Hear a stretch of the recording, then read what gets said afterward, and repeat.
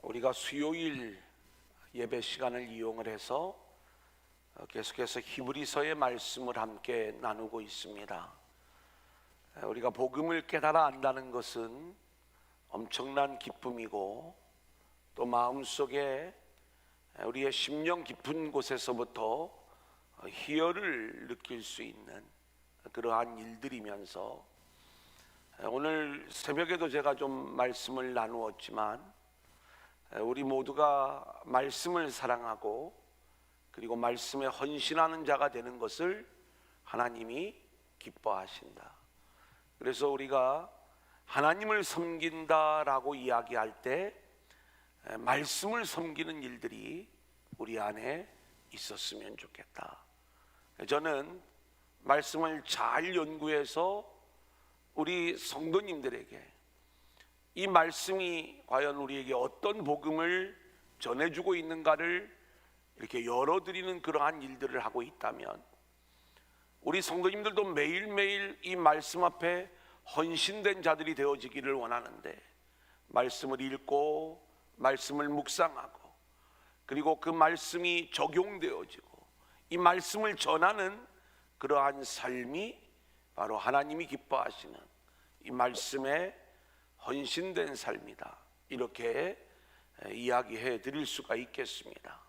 특별히 우리가 하나님의 말씀을 읽어갈 때 이걸 지식의 말씀으로 우리가 받으려고 하지 말고, 또 이 땅에서 내가 잘되고 복을 받는 땅의 이야기로 듣지 말고, 어떤 윤리적 이야기, 또 나의 인격을 다듬어주는 그런 이야기로 우리가 들을 게 아니라, 우리가 믿는 하나님은 어떤 하나님이신가, 그 하나님을 우리가 만나고, 그리고 그 하나님이 우리를 위하여 하시는 일들이 무엇인가, 그리고 우리는 어떤 존재인가, 이 부분들을 우리가 말씀 속에서 하나하나 고백하면서 이 말씀이 우리 가운데 들려주는 복음을 우리가 알아가게 될 때, 우리는 늘 성경을 읽을 때마다 기쁨이 넘치게 될 것이고, 그리고 하나님이 소망하게 하신 그 하나님의 나라를 바라보며 우리의 믿음의 여정을 걷게 될 줄로 믿습니다. 아멘. 그런 의미에서 우리가 지금 히브리서의 내용들을 같이 공부를 해 나갈 적에도 저와 여러분 안에 우리가 어려운 과정들을 지금 다 진행해 왔어요. 그 내용들이 왜 우리에게 중요하고 복음이었는가, 그리고 특별히 히브리서에서는 구약의 사람들을 복음으로, 믿음으로 설명해 주는 이야기가 오늘 우리가 공부하는 11장 말씀에 기록이 되어져 있어요. 구약의 사람들도 그렇게 증거만 바라보고도 약속된 메시아가 오지 않았음에도 불구하고 그 주님을 믿는 믿음이 그들에게 있었는데, 우리는 더 좋은, 더 나은 제사장을, 예수님을 약속으로 받았음에도 불구하고 우리의 믿음이 흔들리면 되겠느냐, 이것이 히브리서 저자의 메시지 아니겠습니까? 그리고 그 내용을 통해서 하나님이 우리에게 들려주시는 복음의 이야기 아니겠습니까? 그래서 저와 여러분이 말씀에 헌신된 자들이 되기 위해서는 말씀이 좀 이렇게 우리 안에 녹아졌으면 좋겠어요. 제가 히브리서를 시작할 때마다, 히브리서는 이런 책입니다. 저도요, 눈치가 없는 사람이 아니에요. 왜냐하면 제가 앞에 있는 내용들을 이렇게 반복을 하잖아요. 부목사 때 담임 목사님 설교가 엄청 긴데 늘 칠판으로 설교를 하는데 1시간 동안을 반복을 하는 거예요. 아니, 진도 나가려면 아직 멀었어. 근데 반복을 1시간 하고 설교 언제 끝날라고. 그러면은 이제 1시간 동안을 반복한 다음에 10분 진도 나가요. 조금 나가요. 그리고 끝. 근데 늘 예배는 길은 거야. 그럴 때마다 저거 다 아는 건데 빨리 나가서 얼른 진도를 팍팍팍팍 이렇게 좀 나가야 되는데, 제가 그때 섬겼던 목사님에 비하면 저는 한 10배는 빠른 거예요, 진도가. 지금 엄청. 그래서 제가 앞에 있는 것도 제가 1시간씩 요약하는 게 아니라 전에 거 10분씩만 이렇게 요약을 하잖아요. 근데 왜 제가 10분을 요약을 해드리냐? 대부분은 잘 알아요. 특히 현장에 오신 분들은 뭐 다 더 잘할 거다 이렇게 생각을 해요. 하지만 어떤 분은 처음 이 수요 예배를 경험하는 분들이 있을 것이고, 또 온라인으로 들어오시는 분들은, 이 비대면으로 들어오시는 분들은 처음인 경우가 또 있을 수도 있기 때문에 우리가 그렇게 좀 진행하고 있는 것이다, 그렇게 이야기하고, 오늘도 10분 동안 제가 이제 10장까지의 이야기를 정리해드리고, 그리고 나머지 시간을 이제 11장의 이야기로 진행을 해 나가도록 그렇게 하겠습니다. 히브리서는 편지라고 이야기를 했어요. 편지를 보낸 사람이 누구냐? 저자 미상이지만 구약을 잘 알고 있는 바울 혹은 바나바였을 것이다. 편지를 받은 사람들이 누구냐? 첫 번째 독자는 소아시아에 흩어져 있던 유대인들이었을 것이다. 그러면 왜 이 편지를 쓰게 되었는가? 이 복음을 받아들인 유대인들이 흔들리는 그러한 상황 속에 있었는데 왜 이들이 흔들리게 되었는가? 그것은 세 가지 이유가 있다고 했어요. 하나는 로마 정부의 핍박과 박해가 있었다. 두 번째는 유대인들로부터 따돌림을 당하는 가운데 복음을 버리고 다시 유대인 공동체로 돌아오라고 하는 회유가 있었다. 그리고 세 번째는 이들이 예수를 붙잡는 믿음 자체가 흔들리고 있었는데, 그들이 예수님의 십자가의 은혜로 하나님께로 나아갈 수 있는 그 길이 열렸다라고 이야기하지만, 이 믿음이 대제사장을 통해서 하나님께로 나아갔던 그 믿음보다 무엇이 우월한지를 알지 못하는 상태에서 승천하신 주님이 다시 오신다고 하는데 주님의 재림이 지연되니까 이들의 믿음 자체가 흔들리는 그러한 상황 속에 있었다는 것을 이제 우리가 말씀 속에서 알 수가 있는 거고요. 그렇게 흔들리는 그들을 향하여 철저하게 우리가 붙잡고 있는 이 예수를 확실하게 붙잡자라고 하는 그 메시지를 히브리서를 통해서 편지하고 있는 거예요. 그래서 히브리서의 내용은 율법적 신앙, 구약의 신앙과 그리고 예수를 붙잡는 복음의 신앙이 어떤 차이가 있는가, 예수님이 얼마나 우월하신 분인가를 우리 가운데 이야기해 주는 데에 많은 분량을 쏟고 있어요. 우리는 뭐 당연한 거 아니야? 하지만 당시에 흔들리는 유대인들에게는 이 말씀이 엄청나게 중요한 이야기였어요. 그래서 우리 주님은 천사보다 뛰어나신 분이시다. 우리 주님은 모세보다 뛰어나신 분이시다. 우리 주님은 여호수아보다 뛰어나신 분이시다. 그리고 우리 주님은 유대인들이 자랑하는 대제사장보다 훨씬 더 뛰어나신 분인데, 레위 계열 아론의 후손들이 제사장이 되는 이 레위 계통의 제사장하고는 비교할 수 없는 멜기세덱 계통의 제사장으로 이 땅에 오셔서 구약의 율법과 제사로는 우리를 온전하게 할 수 없지만 예수님이, 하나님이 예비하신 한 몸 그리스도가 이 땅에 오셔서 단번에 당신을 제물로 하나님께 제사함으로 우리가 영원히 온전하게 되는 그 길이 열리게 되었다. 이 내용을 이야기하는 거예요. 그러면서 구약의 내용은 모형과 그림자에 불과한 것이고 예수님이 진짜가 나타난 것이다. 진짜가 나타나면 모형과 그림자는 쇠하여지고 사라질 것에 불과한 것이다. 그러니까 지금 당신들이 붙잡고 있는 그 예수 제대로 붙잡고 있는 거니까 그 예수 붙잡고 흔들리지 말아라. 그러면서 10장에서 이야기하기를 이제는 우리가 그 예수의 피를 힘입어 하나님 앞에 나아갈 수 있는, 성소에 나아갈 수 있는 담력을 얻었다. 우리가 믿음을 가지고 하나님 앞에 나아가자라고 하는 이 이야기를 말씀하고 있는 것이고, 그렇게 하나님 앞으로 나아가자라고 이야기를 하면서 어떤 당부를 하고 있냐면, 당시의 유대인들이 너무나도 환난과 핍박 속에서 모이는 일들이 너무 힘든 거예요. 그 힘든 가운데 있는 이 유대인들에게 모이기를 패하는 어떤 사람들의 습관처럼 하지 말고, 우리가 믿음을 가지고 주님 오시는 그날까지 열심으로 우리가 주를 섬기며 나아갈 것을 요청하는 거예요. 주님이 오시는 게 더디 오고 계셔요. 인내하자는 거예요. 그러면서 이야기하기를 오직 의인은 그렇게 인내하면서 믿음으로 사는 것, 이게 믿음의 세계다.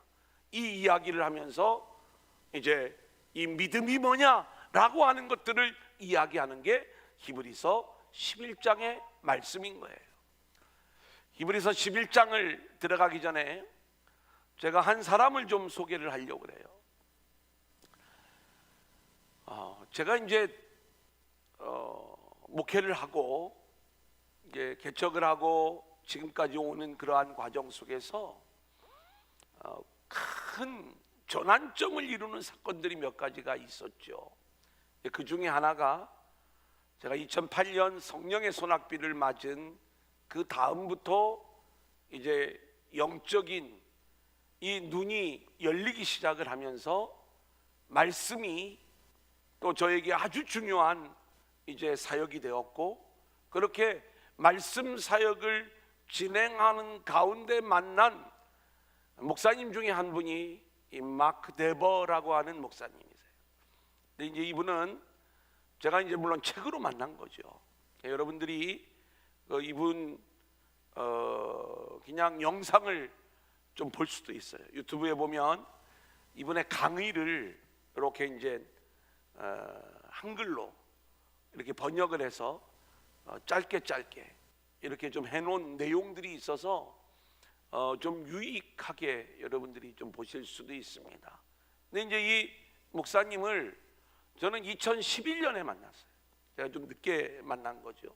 이분의 책이 2007년에 한국에 나왔는데 누구도 그 책을 보려고 생각을 하지 않는 거죠. 근데 저는 이제 2011년에 책을 통해서 이분을 만난 다음에 제 자신을 되게 이렇게 좀 질책한 그러한 부분들이 있습니다.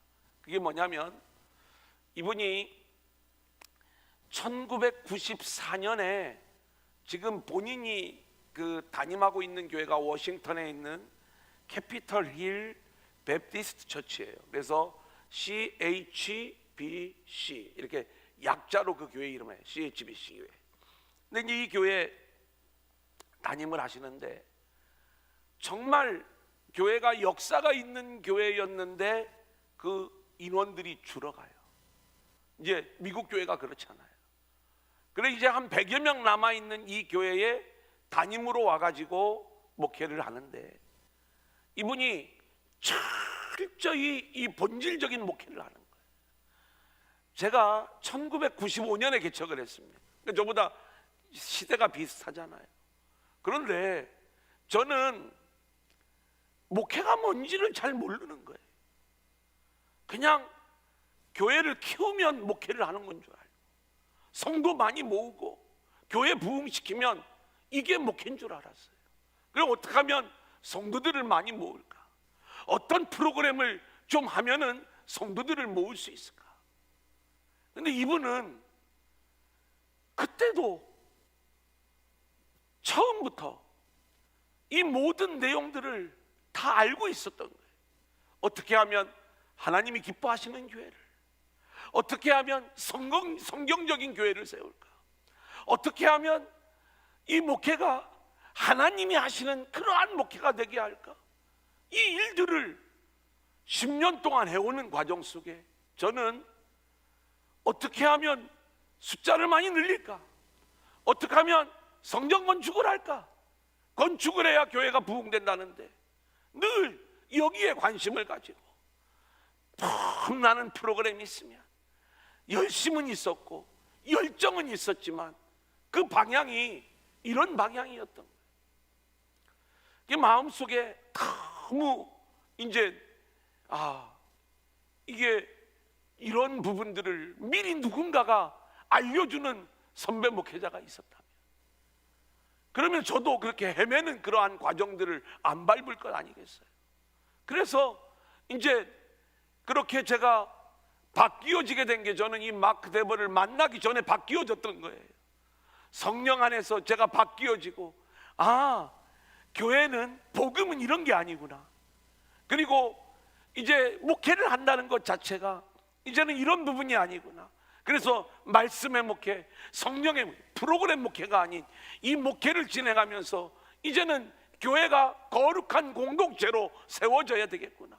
주님이 주인 되시는 그러한 교회로 세워져야 되겠구나. 하나님이 기뻐하시는 그러한 교회로 세워져야 되겠구나. 이러면서 이제 목회를 진행하다가 이 책을 딱 만나니까 허탈한 거예요. 제가 미리 알았더라면, 미리 배웠더라면. 그래서 제가 후배 목회자들을 내일 저녁에 만나요, 줌으로. 그래 이제 그분들에게 제가 이분을 이렇게 소개하고 제 목회를 또 소개를 하는 거예요. 그러면서 이제 대화를 나누는 그러한 이제 나눔의 시간들을 갖게 되는데, 그래 이제 제가 이분을 하도 옛날에 이제 알아가지고 요즘은 어떻게 지내나 이렇게 이제 이분을 검색을 해봤더니, 미국에서요, 이분은 오직 복음만 붙잡는 사람이에요. 그러다 보니까 어떤 일들을 하고 있냐면, 코로나가 발생을 하고 나서 이분은 하나님을 향한 예배를 멈출 수 없다. 그래가지고 공원을 빌려가지고 예배를 드리는 거예요. 근데 시장이 예배를 못 드리게 법으로 막아버리는 거예요. 법으로 막으니까 하나님을 예배하는 이 예배를 멈출 수 없다. 그래가지고 우리가 일부러 교회 안에서 안 모이고 공원에서 모이고, 그리고 전부 다 마스크를 착용하라고 안전거리를 유지하고 철저히 방역수칙을 지키면서 하나님을 예배하는데, 이것을 하나님을 예배하는 걸 막는 것은 옳지 않다. 그래 법에 호소를 하는 거예요. 이게 법원으로부터 승소를 해요. 지금도 예배를 드리고 있어요. 근데 그 이기게 된 그 판결문에 이 히브리서의 말씀을 판사가 인용을 하는 거예요. 저는 그게 감동이었어요.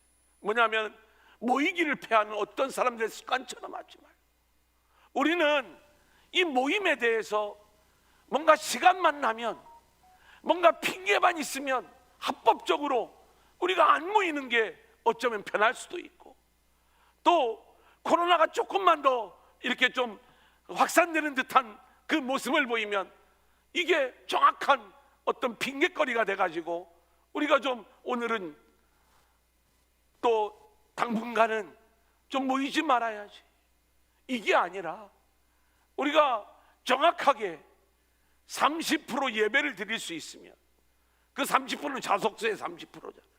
아직도 얼마든지 이 자리에 더 많은 분들이 와서 우리가 방역수칙을 지켜가면서 함께 예배할 수 있는데, 우리가 모이는 이 일들에 대하여 우리가 최선을 다해 함께 모여 하나님을 예배할 수 있기를 소원합니다. 자, 그러면 이제 오늘 11장 이야기 우리가 함께 진행해 나가도록 하겠습니다. 1절부터 3절 같이 볼까요? 시작. 믿음은 바라는 것들의 실상이요 보이지 않는 것들의 증거니, 선진들이 이로써 증거를 얻었느니라. 믿음으로 모든 세계가 하나님의 말씀으로 지어진 줄을 우리가 아나니, 보이는 것은 나타난 것으로 말미암아 된 것이 아니니라.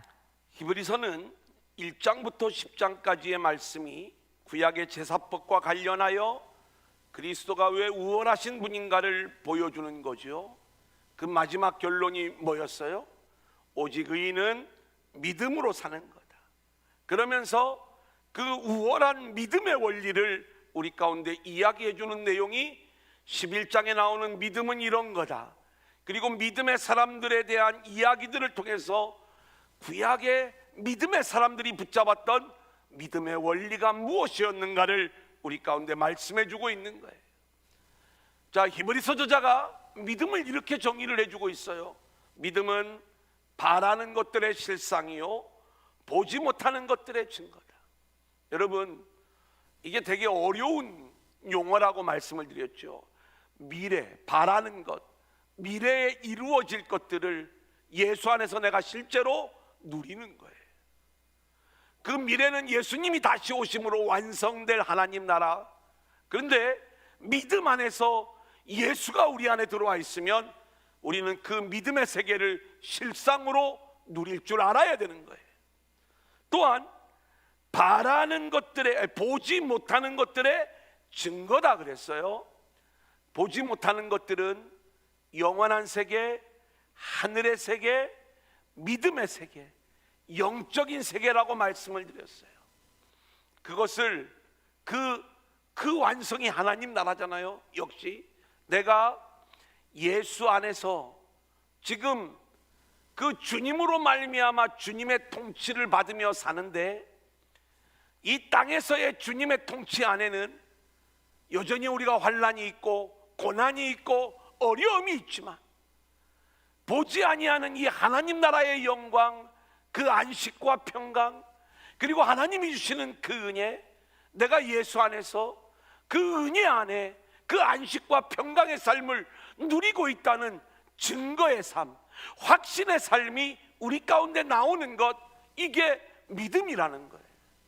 그래서 3절 말씀에 보면 보이는 세계가 보이지 않는 하나님의 말씀으로 지어진 걸 믿는 게 이게 믿음의 세계인데, 보이지 않는 하나님이 온 세상을 창조하셨을 뿐만이 아니라 그 보이지 않는 하나님의 말씀으로 저와 여러분을 창조하신 거고, 보이지 않는 하나님의 말씀이 우리 안에 들어와 우리를 이렇게 주의 전으로 불러주신 거고, 아멘. 우리가 구원받은 백성이 되어 하나님을 예배하는 하늘의 존재가 된 것도 보이지 않는 하나님의 말씀의 역사였다는 것을 믿음 안에서 우리에게 정확하게 설명을 해주고 있는 거예요. 아멘. 그래서 이 보이지 않는 하나님의 말씀, 이것을 근거로 해서 우리의 믿음이 세워져야 되는 거예요. 여러분, 보이는 축복이 믿음의 근거가 아니에요. 여러분들이 내가 예수 믿으니까 하나님이 나에게 이런 복을 주신다, 하나님은 살아계시다, 그게 아니에요. 보이지 않는 하나님의 말씀이 아브라함을 바벨론에서, 오늘 우리가 배울 거예요, 가나안 땅으로 인도한 거예요. 보이지 않는 하나님의 말씀이 저와 여러분을 죄악 가운데 그렇게 믿음 없는 자에서 이제는 말씀을 붙잡고 예수 안에 있는 자들로 바꾸어 놓은 것, 이것이 바로 보이지 않는 말씀인 거예요. 믿음은요, 보이는 세계가 보이지 않는 하나님의 말씀으로 지어진 것을 우리가 믿는 것처럼, 우리가 보이지 않는 그 하나님의 말씀의 그 능력을 증거하는 게 우리의 믿음으로 드러나야 되는 거예요. 이것을 이제 1절부터 3절까지 말씀해 주고 있는 거예요. 자, 그러면서 선진들의 믿음을 이야기하고 있죠. 아벨, 에녹, 노아의 믿음 간단하게 정리해 봅니다. 4절 시작. 믿음으로 아벨은 가인보다 더 나은 제사를 하나님께 드림으로 의로운 자라 하시는 증거를 얻었으니 하나님이 그 예물에 대하여 증언하심이라. 그가 죽었으나 그 믿음으로써 지금도 말하느니라. 믿음, 이 아벨의 믿음이 어떤 원리를 가지고 있느냐? 아벨과 가인이 똑같이 제사를 드렸어요. 그런데 아벨의 믿음이 인정을 받은 것은 아벨의 제사가 더 나은 제사였다는 거예요. 이 더 나은 제사는 겉으로 보기에 예물이 풍성했다? 아니죠. 겉으로 볼 적에 뭔가 좀 더 화려한, 또 좀 더 열정적인, 아니에요. 가인의 제사도 열정적인 제사였어요. 하지만 이 가인의 제사는 인본주의, 자신을 볼 줄 몰랐어요. 그래서 자신이 노력하기만 하면 얼마든지 하나님을 기쁘시게 할 수 있다고 생각을 한 거예요. 그래서 최선을 다해 하나님을 감동시키려고 했지만 하나님은 인간의 노력에 의하여 감동되는 분이 아니세요. 하나님을 감동시킬 수 있는 건 딱 한 가지예요. 우리가 어떤 존재인지를 알고 나아가는 거죠. 이게 아벨의 제사였어요. 아벨은 자신의 죄인됨, 자격 없음을 알았어요. 그래서 하나님 앞에 나아갈 수 없는 존재임을 고백하는 거예요. 어떻게 하나님 앞에 나아가는가? 대속 제물의 은혜로 나아가는 거예요.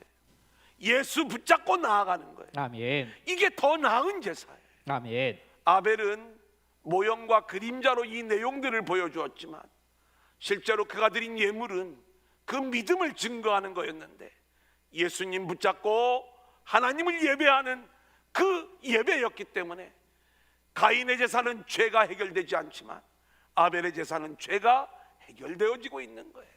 두 번째, 에녹의 믿음입니다. 5절 6절 시작. 믿음으로 에녹은 죽음을 보지 않고 옮겨졌으니 하나님이 그를 옮기심으로 다시 보이지 아니하였느니라.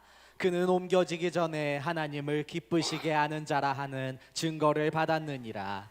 믿음이 없이는 하나님을 기쁘시게 하지 못하나니 하나님께 나아가는 자는 반드시 그가 계신 것과 또한 그가 자기를 찾는 자들에게 상 주시는 이심을 믿어야 할지니라. 에녹은 365년을 살았는데 처음부터 하나님과 동행했던 게 아니에요. 그는 65세에 무두셀라를 낳아요. 자녀를 낳았는데 하나님이 이름을 무두셀라로 지어주는 거예요. 이 무두셀라라고 하는 이름은 창을 던지는 자다, 이렇게 말씀을 드렸어요.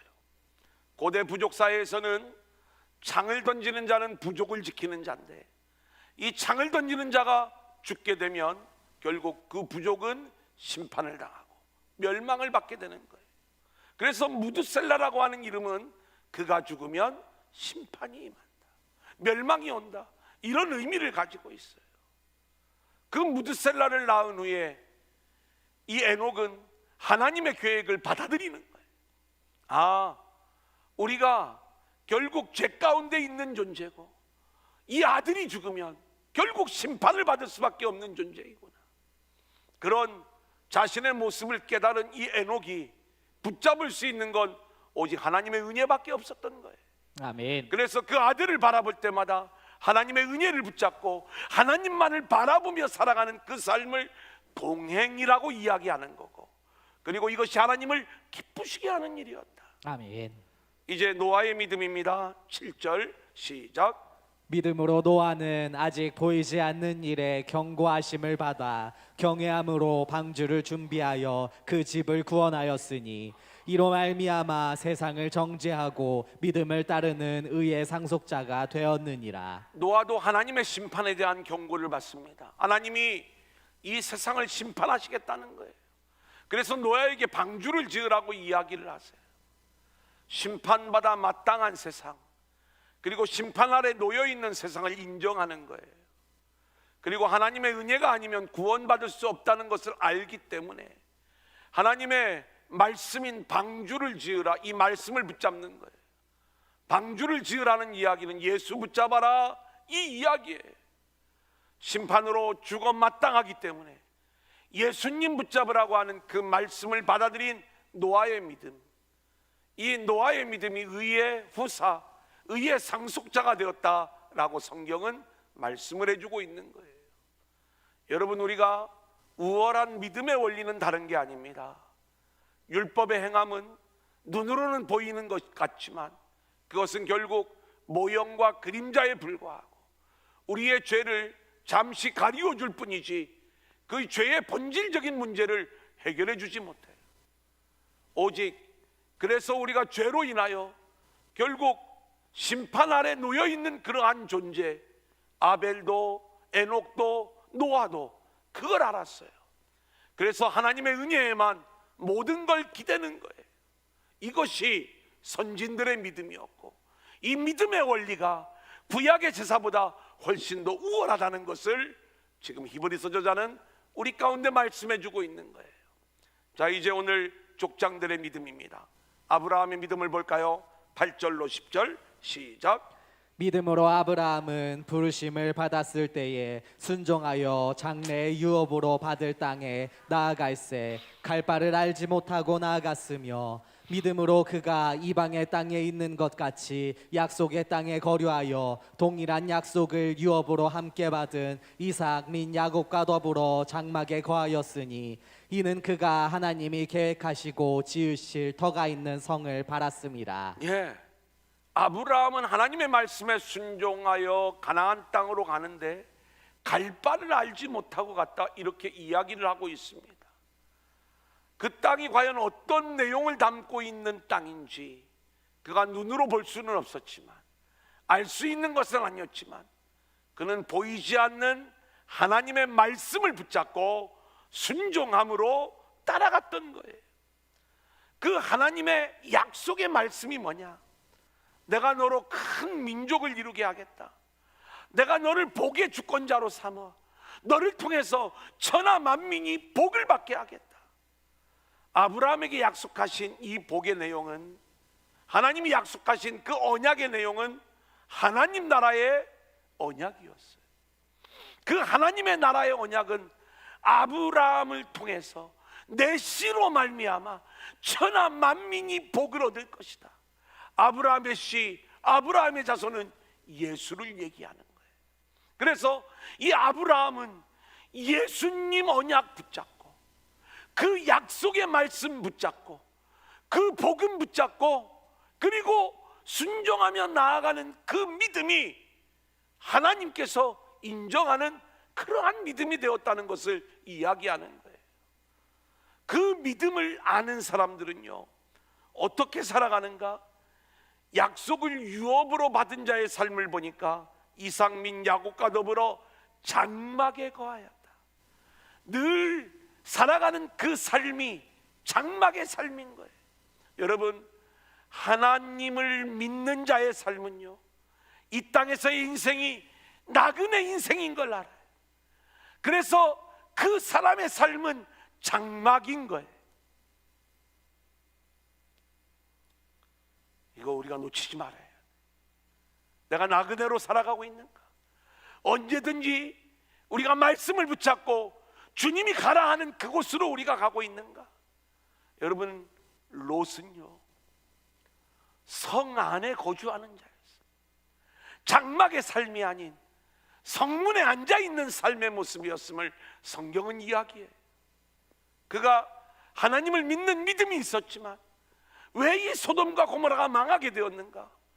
자기가 이 땅에서 거주할 그 성을 쌓고 그 성 안에 거주하는 이 모습들, 이게 가인의 삶이었고 이게 롯의 인생이었다는 것을 성경은 말씀하고 있지 않습니까?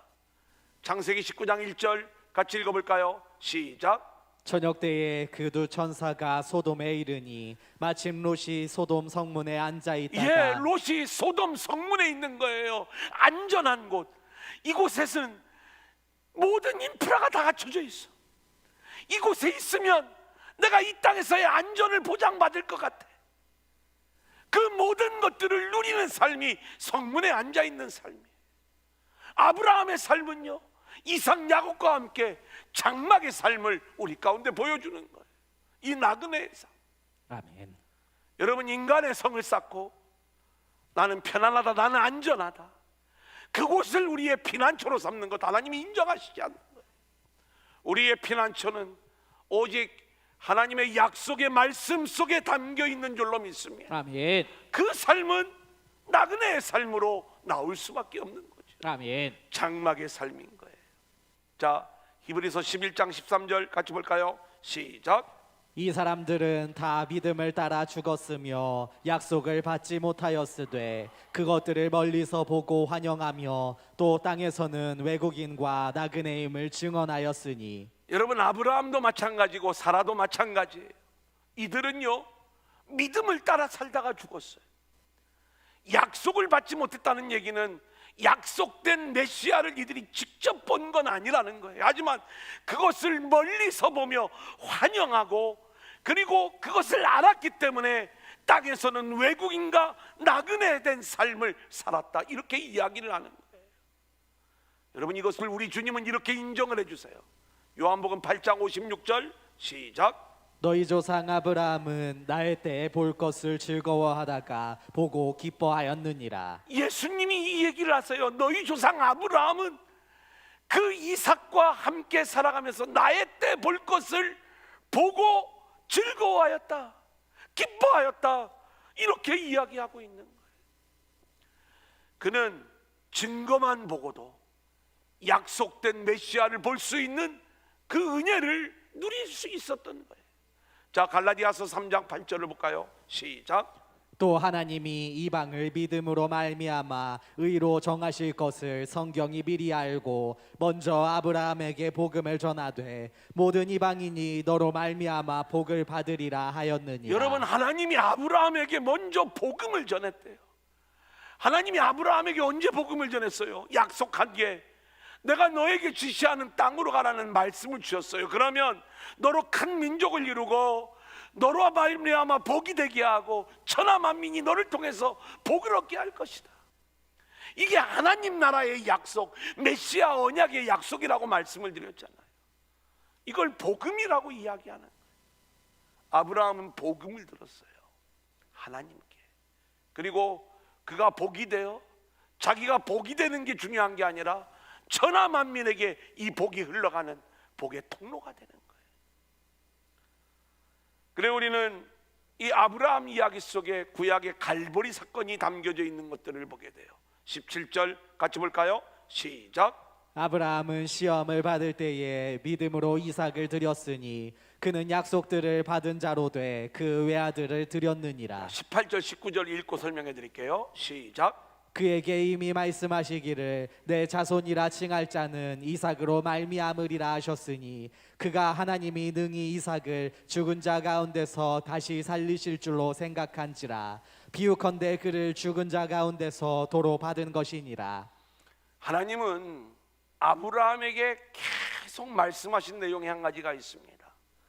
내 몸에서 난 자가 내 후사가 될 거다, 내 자손이 될 거다. 여러분, 아브라함은 그 하나님의 말씀을 믿었지만 흔들렸어요. 어느 날 우울증에 걸려 있는데 하나님이 찾아오시죠. 너 왜 이렇게 우울해하고 있니? 하나님이 물론 물어보신 건 아니지만 아브라함이 하나님 앞에 자신의 마음을 토해냅니다. 하나님, 나에게는 후사가 없습니다.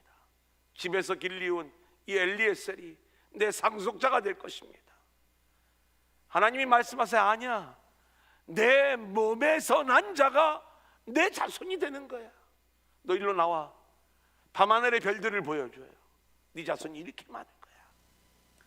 그렇게 하나님이 말씀하셨을 때 아브라함이 이것을 믿으니까 그것을 그의 의로 여겼다, 이렇게 말씀하고 있어요.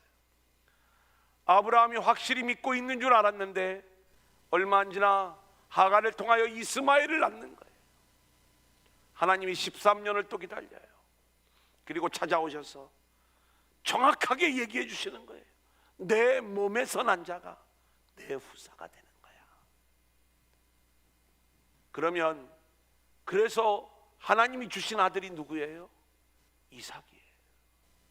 그러면 이 이삭이 아직 장가도 안 갔어. 이 이삭이 죽으면 아브라함의 자손이 끊겨버리는 거예요. 근데 하나님이 이 이삭을 바치래. 그때 아브라함은 어떤 믿음을 가진지 알아요? 하나님이 약속하셨잖아요. 네 몸에서 난 자가 네 후사가 될 것이다. 네 자손은 네 몸에서 난 자가 네 자손이 되는 거야. 이 말씀을 믿고 있었기 때문에 이 아들을 죽여서 바치라고 하면 하나님이 도로 살리실 줄로 믿는 거예요. 그 믿음을 가지고 외아들을 드리는 거예요. 이게 구약의 갈보리예요. 아브라함은 하나님이 말씀하시는 순간에 그 마음속에서 이 아들을 죽였어요. 바쳤어요. 데리고 사흘길을 가요 모리아산에서 이 아들을 번제물로 드리려고 할 때 하나님이 이 아들을 살려주시는 거예요. 그래서 그 갈보리의 십자가와 부활이 이 안에 다 담겨져 있는 것들을 우리는 보게 되는 것이죠. 이게 아브라함의 믿음이에요. 이삭, 야곱, 요셉의 믿음을 볼까요? 20절로 22절입니다. 시작. 믿음으로 이삭은 장차 있을 일에 대하여 야곱과 에서에게 축복하였으며 믿음으로 야곱은 죽을 때에 요셉의 가가들에게 축복하고 그 지팡이 머리에 의지하여 경배하였으며 믿음으로 요셉은 임종시에 이스라엘 자손들이 떠날 것을 말하고 또 자기 뼈를 위하여 명하였으며. 예, 여러분 이삭이 믿음으로 야곱과 에서를 축복했다. 여러 가지 우리가 의미들을 담고 있는 것들을 전에 제가 이 내용을 통해서 말씀을 드렸지만 야곱의 축복의 비밀은 뭐냐? 너로 말미암아 천하 만민이 복을 얻을 것이다. 내 자손으로 말미암아, 내 씨로 말미암아 천하 만민이 복을 얻을 것이다. 이 하나님의 메시아 언약을 이삭도 아브라함으로부터 받았어요. 그 축복이 장자권의 축복이에요. 이 축복, 하나님의 장자 만들기, 오늘 새벽에 우리가 나눴던 내용이에요. 그것을 야곱과 에서에게 믿음으로 축복을 하는 거예요. 야곱은요, 똑같은 그 메시아 언약의 축복을 요셉의 두 아들에게 축복을 하는 거예요. 요셉은요, 이스라엘 자손들에게 우리가 가나안 땅으로 가야 된다. 그 땅으로 갈 때 내 해골을 메고 가라. 이거 내일 새벽에 우리가 또 나눌 내용 중에 하나인데, 여러분 요셉의 해골을 왜 메고 가야 되냐? 요셉은 그리스도예요. 이 그리스도의 대속의 의미가 요셉의 삶과 죽음 안에 담겨져 있는 거예요. 그 요셉을 붙잡고 앞세우고 가나안 땅을 향하여 나아가라는 얘기는 대속자 요셉, 대속자 그리스도를 붙잡으라는 이야기예요. 특별히 골고다, 해골, 우리가 정확하게 연결되는 이 말씀 속에서 우리는 요셉의 해골과 그리스도의 골고다가 그대로 연결되어지는 거예요. 출애굽하는 이스라엘 백성들은 예수님 십자가 붙잡고 그렇게 가나안 땅을 향하여 나아오는 것, 이것이 요셉이 축복했기 때문에, 그렇게 명령했기 때문에 이제 그 후손들이 그렇게 가나안 땅을 향하여 나와야 되는 것이었다. 자, 이제 마지막 대지입니다. 출애굽 이후의 믿음들, 모세의 믿음을 볼까요? 24절 25절입니다. 시작. 믿음으로 모세는 장성하여 바로의 공주의 아들이라 칭함받기를 거절하고 도리어 하나님의 백성과 함께 고난받기를 잠시 죄악의 낙을 누리는 것보다 더 좋아하고. 모세의 인생을 보면 출애굽기에 이런 내용은 안 나옵니다. 모세가 왜 광야로 쫓겨갔죠? 자기 동족을 위하여 애국 관리를 때려 죽이다가 결국 도망을 간 거 아닙니까? 그런데 공주의 아들이라 칭함받기를 거절했다, 이렇게 하나님이 인정을 해주시는 거예요. 그리고 광야로 가 40년 훈련을 받고 기꺼이 자기 백성과 함께 고난의 여정을 함께하고 있는 이 모세의 이야기를 우리 가운데 들려주고 있는 거예요. 우리가 보면 모세의 입장에서 보면 모세 역시 연약하고 자격 없는 그러한 모습이었지만 하나님은 은혜 가운데 이 모세를 구원자로 세우셔서 그 일들을 진행하면서 하나님은 이 모세를, 그렇게 순종하며 따라왔던 이 모세를 믿음의 사람으로 인정을 해주고 있는 그 모습을 우리는 보게 되는 것입니다. 그래서 히브리서 3장에서도 이렇게 이야기를 하고 있어요. 5절 6절 같이 볼까요? 시작.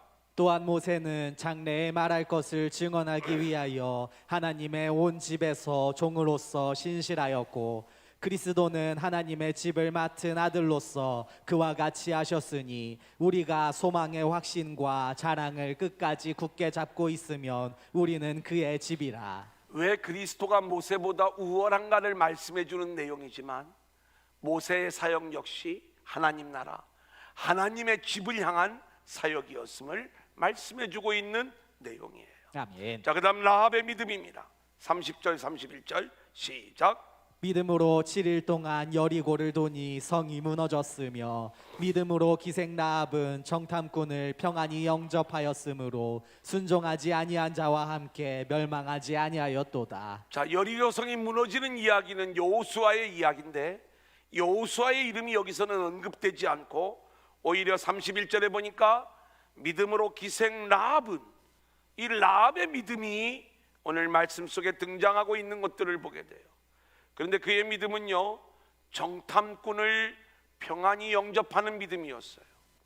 여러분, 이 정탐꾼은 하나님의 구속사에 쓰임받는 일꾼들이에요. 그 하나님의 구속사의 일들을 위하여 쓰임받는 하나님의 사자, 하나님이 보내신 자, 이것을 영접하는 그 믿음은 바로 그리스도를 영접하는 믿음과 같은 거예요. 아멘. 같은 원리예요. 그래서 그 믿음이 의롭다함을 얻는 거예요. 아멘. 야고보서 2장 25절을 볼까요? 라합이 의롭다함을 얻어요. 시작. 또 이와 같이 기생 라합이 사자들을 접대하여 다른 길로 나가게 할 때에 행함으로 의롭다 하심을 받은 것이 아니냐. 예, 그렇게 하나님이 보낸 사자들을 영접함으로 의롭다함을 얻었던 이 라합의 신앙은 오늘 이 시대 예수 그리스도를 영접함으로 우리가 의롭다함을 얻는 그 이야기를 보여주는 믿음의 원리다. 자, 그 다음 정복자적인 믿음. 자, 놀라운 믿음의 승리를 보여주는 인물들이 있어요. 32절로 34절입니다. 시작. 내가 무슨 말을 더하리요. 기드온, 바락, 삼손, 입다, 다윗 및 사무엘과 선지자들의 일을 말하려면 내게 시간이 부족하리로다. 그들은 믿음으로 나라들을 이기기도 하며 의를 행하기도 하며 약속을 받기도 하며 사자들의 입을 막기도 하며 불의 세력을 멸하기도 하며 칼날을 피하기도 하며 연약한 가운데서 강하게 되기도 하며 전쟁에 용감하게 되어 이방 사람들의 진을 물리치기도 하며. 여러분, 여기에는 위대한 믿음의 용사들의 놀라운 승리의 이야기, 정복의 이야기들이 담겨져 있어요. 근데 우리가 알아야 되는 원리가 있습니다. 이것도 물론 믿음의 원리입니다. 근데 항상 믿음의 원리는 이런 어마어마한 승리의 모습으로만 나타나는 게 아니에요. 이 승리도 하나님이 이루신 일이고요. 아멘. 이제 우리가 다음에 읽게 되는 순교자적인 믿음의 원리가 있어요. 35절로 38절 같이 볼까요? 시작. 여자들은 자기의 죽은 자들을 부활로 받아들이기도 하며 또 어떤 이들은 더 좋은 부활을 얻고자 하여 심한 고문을 받되 구차히 풀려나기를 원하지 아니하였으며 또 어떤 이들은 조롱과 채찍질 뿐 아니라 결박과 옥에 갇히는 시련도 받았으며 돌로 치는 것과 톱으로 켜는 것과 시험과 칼로 죽임을 당하고 양과 염소의 가죽을 입고 유리하여 궁핍과 환난과 학대를 받았으니 이런 사람은 세상이 감당하지 못하느니라. 그들이 광야와 산과 동굴과 토굴에 유리하였느니라. 여러분, 우리가 믿음 안에서 멋지게 승리하고 정복하는 것만이 믿음의 원리가 작동되는 일이 아니라 우리가 이렇게 순교를 당하고 환난을 당하고 고난을 당하고 핍박을 당하고 견딜 수 없는 어려움을 겪는 것, 여러분, 이것도 믿음의 원리 속에 이루어지는 일이에요. 아멘. 우리가 이러한 환난 속에 인내하며 나아갈 때 이러한 믿음의 사람들을 세상이 감당하지 못하는 거예요. 아멘. 그래서 우리가 인내하면서 흔들리지 말고 그 예수님 붙잡는 믿음의 원리 우리가 확실히 붙잡고 흔들리는 믿음에서 자유함을 얻자. 이것이 히브리서를 쓴 히브리서 저자의 말씀이다, 이 내용인 거예요. 아멘. 이제 마지막 결론입니다. 39절로 40절 시작. 이 사람들은 다 믿음으로 말미암아 증거를 받았으나 약속된 것을 받지 못하였으니 이는 하나님이 우리를 위하여 더 좋은 것을 예비하셨은즉 우리가 아니면 그들로 온전함을 이루지 못하게 하려 하심이라. 여러분, 구약의 믿음의 사람들을 보세요. 이 사람들은 증거는 받았지만 약속된 것을 받지 못했어요. 모형과 그림자로 약속된 메시아를 바라보는 믿음은 있었어요. 약속된 메시아가 오지 않았지만 증거만 가지고도 그 예수를 믿는 그 믿음의 원리, 이게 구약의 믿음의 사람들이었다, 이 얘기예요. 그렇다면 우리는 더 좋은 것을 하나님이 예비해 주시고 그 더 좋은 제사장, 더 좋은 제물이신 예수 그리스도를 우리는 이미 받은 자들이에요. 아멘.